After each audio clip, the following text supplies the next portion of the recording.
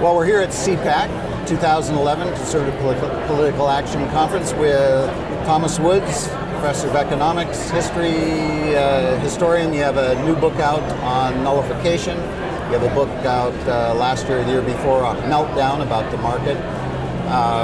Last night, you were Master of Ceremonies or host at the conference with Rand Paul and Ron Paul. Yep. That was quite a power-packed and packed room engagement. What do you feel about this year as compared to last year?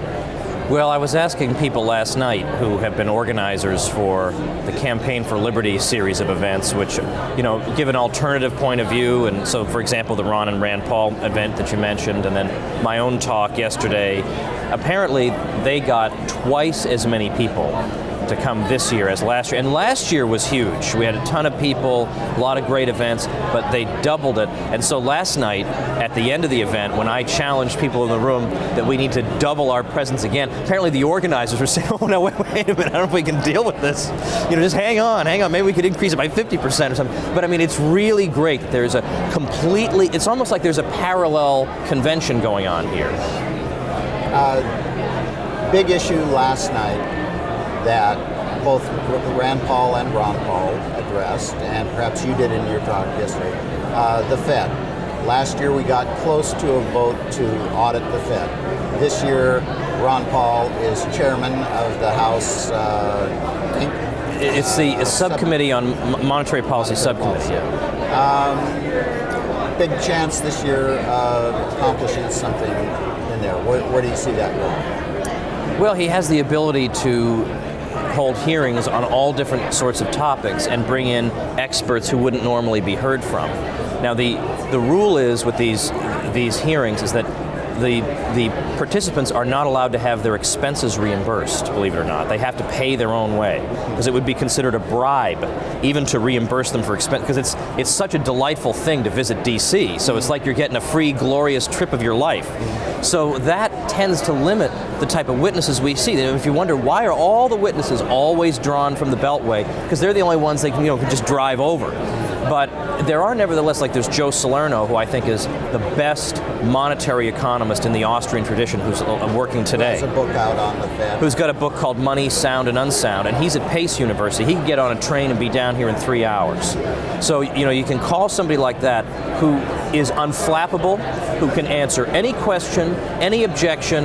There is no congressman, no matter how well briefed, who can stump Joe Salerno. So that's the caliber of people we're going to begin to hear from, and that just has a snowball effect. I mean, a guy like that gets on CNBC, C-SPAN, people haven't heard his perspective before.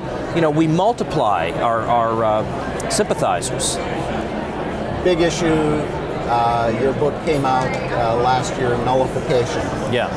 We now have nullification efforts in a number of state legislatures on Obamacare, on other things as well, on the EPA. In a nutshell, most people are completely unaware of nullification.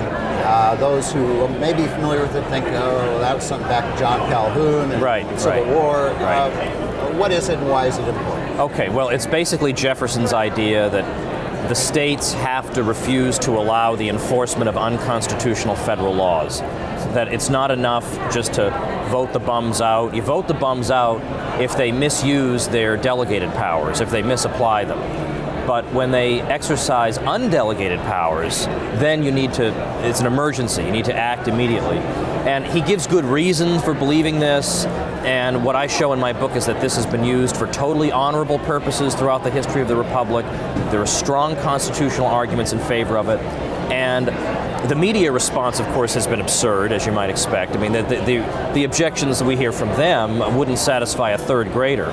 So one thing I did, of course, I would love if people went and read my book, Nullification, but what I did for people who don't get to it or want to supplement or just want to introduce people to it, I did a really quick primer that I bought the domain name statenullification.com, and all it is just a basic overview of this idea, and then linking you to my recent piece, Nullification, Answering the Objections. Every argument you've ever heard against it is addressed and I think totally overthrown there. And not long ago in Idaho, of course, they introduced a nullification bill, and then they had hearings on it not long ago, and the AP reported that hundreds of people came to that thing, and then a lot of people testified, and I'm told that about 85% of the testimony was in favor. And I wrote that nullification answering the objections article partly to help buttress their case, so because a lot of people feel like, well, what if they say this or that? What am I going to do? Like, we need Tom Woods to keep coming to all these legislators, which I can't. I have 4 little kids. I can't do all these things. So I basically gave them all. I said, with this information, there is nothing they can do to you. And now I just got an invite to, I don't want to say what state legislature it is, because they're going to, I don't want to give the left a chance to derail it. I have too many jerks gunning for me, unfortunately. But a letter was sent to and it was presented in person to the legislative leadership of a particular state, saying the following 44 organizations are officially sponsoring this letter, urging you to bring in Tom Woods to talk to you about nullification as a remedy against the federal government. And it was 44. I mean, these are serious organizations. This wasn't like, Joe's Tea Party in his basement. This is like major, some Tea Party groups, big ones, but major groups like Phyllis Schlafly's group, big time organizations, 44 of them saying you've got to bring Tom Woods in. I don't normally get invitations like this. So this has taken off to a degree that I couldn't have expected. And finally, if I may put in parentheses, I realize that nullification came out in mid-June, but oddly enough, this is not my most recent book. My most recent book came out this week, called Rollback, which I premiered in my speech yesterday. And you didn't bring a copy with you? Because I sold, not only did I sell every one I brought, I even sold the one I wrote my speech from. I just took it out of my hands and I sold it. So they're all gone, but we'll just say for now that at rollbackbook.com you can get a free chapter. And basically what the book is about is, more or less, if it exists, it should probably be abolished. And here are the reasons why. Here's the fiscal crisis we're facing. And so it's about time we rejected the 6th grade argument that government officials are just wonderful, self-sacrificing public servants. Omnicompetent, omniscient. That's right, and they're just looking out for you and me, and without them we'd have no art, no science, we'd all be ignorant and all. That is smashed vigorously in this thing, and it's probably the most satisfying thing I ever wrote. Rollback, and so it's rollbackbook.com. Rollbackbook.com, and of course, it evokes the old Cold War imagery of rolling back, and so it's not enough to stand pat where you are. You got to roll back. That's none of this. We're going to slow the rate of growth. What is this? 1983? Right.